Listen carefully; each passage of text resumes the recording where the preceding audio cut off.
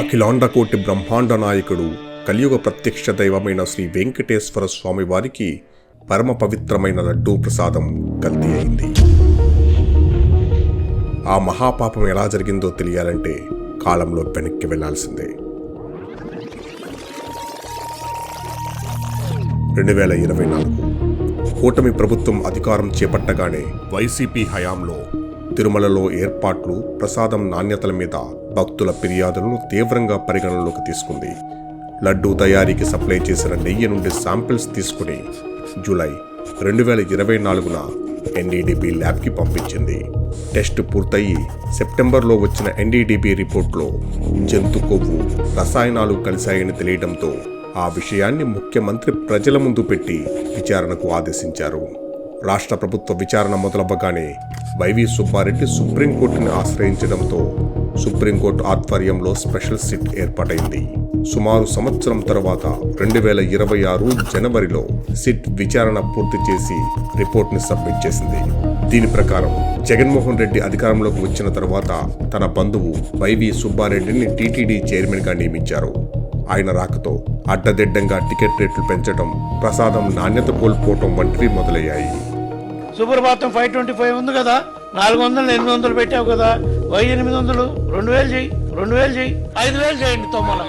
అర్చన also 5000. జనవరి 2020 నెయ్యి సేకరణ నిబంధనలను మార్చివేసి దిక్కు మొక్కు లేని డైరీలకు టీటీడీలోకి రాజమార్గం వేశారు. డైరీకి రోజుకు 4 లక్షల లీటర్ల పాల సేకరణ ఉండాలన్న నిబంధన తీసివేశారు. డైరీకి కనీసం 3 ఏళ్ల అనుభవాన్ని 1 సంవత్సరానికి తగ్గించారు. 12 టన్నుల వెన్న కెపాసిటీని 4 టన్నులకు తగ్గించారు. 250 కోట్ల టర్నోవర్ను 150 కోట్లకు తగ్గించారు. 2022 అక్టోబర్ మైసూర్ సిఎఫ్టిఆర్ఐ ల్యాబ్ లడ్డూకి వాడే నెయ్యిని పరీక్షించి ఆ నెయ్యి కల్తీ అయిందని రిపోర్ట్ ఇచ్చింది. అయినా సరే ఎటువంటి యాక్షన్ తీసుకోలేదు. ఇదే అదనుగా వైవి సుబ్బారెడ్డి పిఏ చిన్న అప్పన్న రంగంలోకి దిగి నెయ్యి సప్లై చేస్తున్న బోలేబాబా డైరీని కేజీకి 25 రూపాయల కమిషన్ ఇవ్వాలని డిమాండ్ చేశాడు. వారు ఒప్పుకోకపోవడంతో బోలేబాబాని బ్లాక్ లిస్ట్లో పెట్టి కమిషన్ ఇచ్చే డైరీలకు అవకాశం కల్పించారు. దీన్ని బట్టి 2022లోనే కల్తీ జరిగిందని తెలిసినా కమిషన్ల కోసం భక్తుల నమ్మకాలతో ఆడుకున్నారు. ఫైనల్ సెట్ రిపోర్ట్లో లడ్డూలో వాడింది అసలు నెయ్యే కాదని, పూర్తిగా రసాయనాలతో నిండిపోయిందని, ఆ కల్తీ నెయ్యిలో జంతు కొవ్వు అవశేషాలు తక్కువ శాతం కలిశాయని తేల్చి చెప్పింది.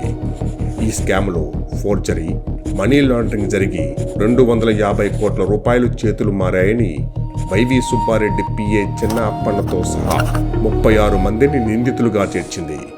రిపోర్టు బయటకు రాగానే పాపానికి ప్రాయశ్చిత్తం చేసుకోకుండా రోజుకో వాదనతో తప్పించుకోవచ్చని వైసీపీ ప్రయత్నాలు మొదలుపెట్టింది. ముందుగా జగన్మోహన్ రెడ్డి నెయ్యి అసలు కల్తీ జరగలేదని, సిట్ క్లీన్ చిట్ ఇచ్చిందని చెప్పారు. కానీ వైవి సుబ్బారెడ్డి మీడియా ముందు కల్తీ చేశామని ఒప్పుకున్నారు. చార్జ్షీట్ ఫైల్ చేసిన దాన్ని బట్టి వేరే పదార్థాల కల్తీ జరిగింది. టాపిక్ డైవర్ట్ చేయడానికి అంబటి రాంబాబుతో బూతులు మాట్లాడించారు.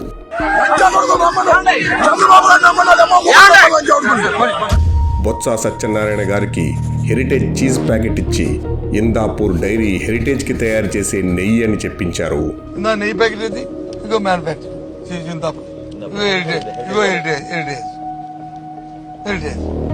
హెరిటేజ్ కల్తీ నెయ్యిని టీటీడీకి సప్లై చేసిందన్నారు. కానీ హెరిటేజ్ ఏనాడు టీటీడీకి ప్రత్యక్షంగా లేదా పరోక్షంగా నెయ్యి సప్లై చేయలేదు. హెరిటేజ్ మీద చేసిన ఆరోపణలకు హైకోర్టు మొట్టికాయలు వేయడంతో ఆ వీడియోలు అన్నీ డిలీట్ చేశారు.